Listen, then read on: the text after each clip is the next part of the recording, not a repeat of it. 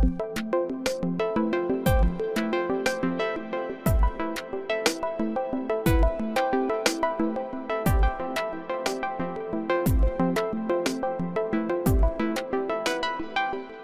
যে এরকম একটা স্বাভাবিক প্রক্রিয়া, একটা মেয়ে যেমন পরবর্তীতে মা হবে সেই রকম মাসিক হওয়াটাও তার স্বাভাবিক প্রক্রিয়া। এবং এই মাসিকের সময় যদি সে হাইজিন মেনটেন না করে, সে স্যানিটারি প্যাড ইউজ না করে, তাহলে তার যে কুফলগুলো যেগুলো আলোচনায় আগেই উঠে এসেছে, যে বিভিন্ন রকমের ইনফেকশন হবে, যে রিপ্রোডাক্টিভ ট্র্যাক্ট যেটা আমরা বলছি, যে আমরা ইউটেরাস বলি, ফ্যালোপিয়ান টিউব বলছি, ওভারি বলছি, এগুলোর প্রত্যেকটাতেই কিন্তু এই আনহাইজিন থেকে ইনফেকশনগুলো ছড়িয়ে যাচ্ছে।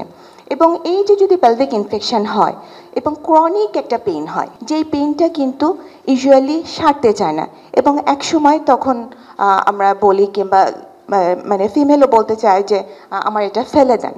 যদি হাইজিন মেনটেন না করি এবং তার সঙ্গে আরও আনুষঙ্গিক অন্য সমস্যা আছে, তাহলে ওখানে ভাইরাল ইনফেকশনটাও তোমার মাথা চাঁদে উঠতে পারে। এবং সব ভাইরাসের মধ্যে ডেঞ্জারাস ভাইরাস হলো এইচপিভি ভাইরাস।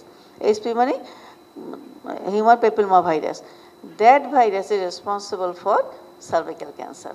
ওই কয়টা দিন তাকে পুরোপুরি হয়তো অপবিত্র চিন্তা করা হয়, সে সবার মাঝে যেতে পারবে না, যে কোনো বিছানায় বসতে পারবে না, কিচেনে যেতে পারবে না, সেই নারীটি হয়তো বাসায় যে রান্না করতে পারবে না, সেই রান্না করা খাবার হয়তো অন্যরা খেলে সেটা অপবিত্র হয়ে যাবে।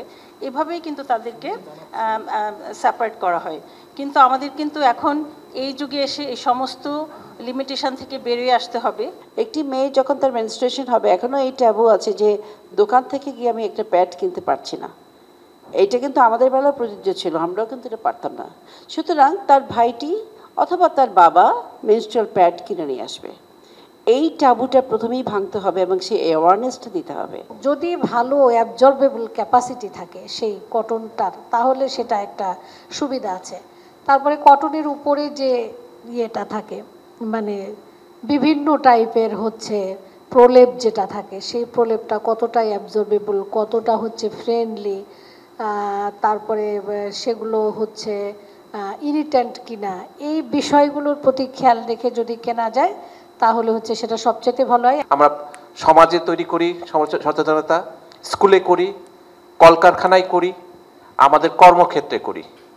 প্রত্যেকটা মেয়েদের যেমন অধিকার আছে, তেমন ছেলেদের দায়িত্ব আছে এটার প্রতি রেসপেক্টফুল হওয়া।